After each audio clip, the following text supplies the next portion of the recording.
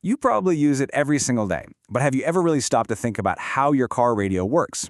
We're going to pull back the curtain on the hidden science behind those two little letters you see on your dashboard all the time, AM and FM. Right? You hop in your car, turn on the radio, and there they are, AM, FM. But why are there two? Why is one so perfect for crystal clear music, while the other can carry news for hundreds of miles, even if it sounds kind of crackly? It's something we see all the time, but almost never think about. So let's figure it out. So here's our game plan. First up, we'll get into the basics of how waves can even carry sound in the first place. Then we'll look at AM radio and its amazing range. After that, we'll jump into FM and its super clear quality. And finally, we'll tie it all together so you'll know exactly what's going on inside your radio.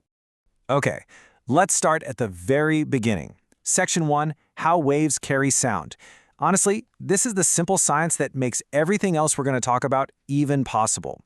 So, what even is a wave? Well, in the simplest terms, it's just a way for energy to get from point A to point B. And here's the key thing to get. The energy travels, but the stuff it's traveling through, like water or air, doesn't really go anywhere. Just picture this. You drop a stone into a totally still pond. You see those ripples moving out, right? That's the wave. That's the energy from the stone's impact traveling across the water. But if you look at a little leaf floating on the surface, what does it do? It just bobs up and down in place. It doesn't ride the wave to the edge of the pond. That right there is a perfect picture of how waves work. Okay, so sound travels in waves. Got it. But here's the problem. Sound waves from, say, your voice, they're pretty weak. They just don't go very far. This is where radio waves come in to save the day. Think of them like these super strong, totally invisible delivery trucks that can pick up that sound energy and haul it over huge distances at the speed of light. So how do we actually load our sound onto that radio wave truck? Well, there are two main ways to do it. With AM radio, we actually change the wave's height, or what's called its amplitude, so a louder sound makes a taller wave. Pretty simple. But with FM radio, we change the wave's speed, or its frequency, basically how fast it wiggles back and forth. A higher pitched sound makes it wiggle faster. It all comes down to changing the height versus changing the speed.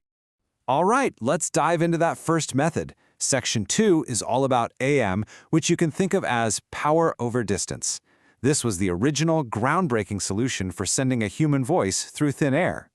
So, to be a little more precise, AM stands for Amplitude Modulation. And like we just said, amplitude is really just the fancy scientific word for the wave's height. So when you're talking, a louder sound makes a taller wave, and a quieter sound makes a shorter one. It's really that straightforward. Now, this method has a huge advantage. Because these AM waves are so tall and powerful, they can travel for incredible distances and even bend around big stuff like hills. But, and it's a big but, there's a major downside. Anything that creates electrical energy, like a thunderstorm or even the spark plugs in your car, can mess with the wave's height. Your radio can't tell the difference between the real signal and that random noise, and that's exactly why you hear all that static and crackling. And the person we have to thank for this whole idea is Reginald Fessenden. See, before him, wireless broadcasts were just dots and dashes, Morse code. But on Christmas Eve in 1906, he did something that people thought was impossible. He broadcast his own voice and even played a song on his violin to ships out at sea. He literally gave radio a voice. So AM was amazing, but it had that big static problem. So what was the answer? Well, that brings us right to Section 3, FM, or clarity in the city. This was the innovation that would completely change the game. FM stands for frequency modulation. Now, instead of changing the wave's height, FM encodes the sound by changing its frequency, which again is just a fancy way of saying how fast the wave wiggles. The height of the wave never changes, and that right there is the clever trick that gets rid of the static. And the result of this trick? Oh, it's that beautiful, clear, high-quality sound that is absolutely perfect for music. Since FM just ignores any changes in the wave's height, it automatically filters out all that electrical noise that plagues AM. But just like AM, there's a trade-off. FM signals travel a much shorter distance, and they can get blocked by big things like buildings or mountains. The genius who cracked this code was a man named Edwin Howard Armstrong.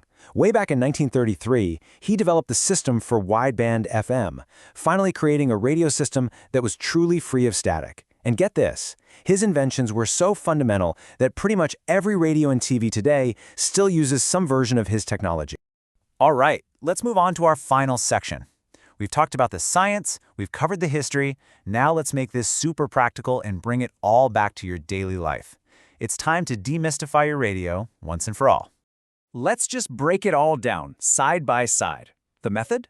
AM changes wave height, FM changes wave speed. Sound quality? AM gets static, while FM is crystal clear. Range? AM goes the distance, FM is more of a local thing.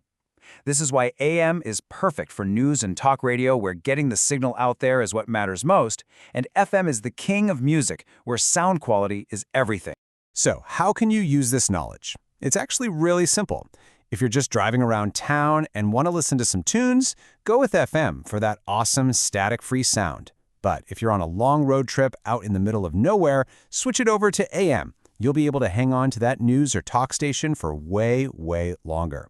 And here's a crucial one. During a bad storm or any kind of emergency, AM is the most reliable network to get official information. So, look, if you only remember one thing from all this, let it be this simple rule. AM uses wave height and travels far. FM uses wave speed and sounds better. That's the whole thing in a nutshell. So the next time you're in your car scanning through the stations, you won't just be hearing sounds. You'll actually understand the science that's making it happen.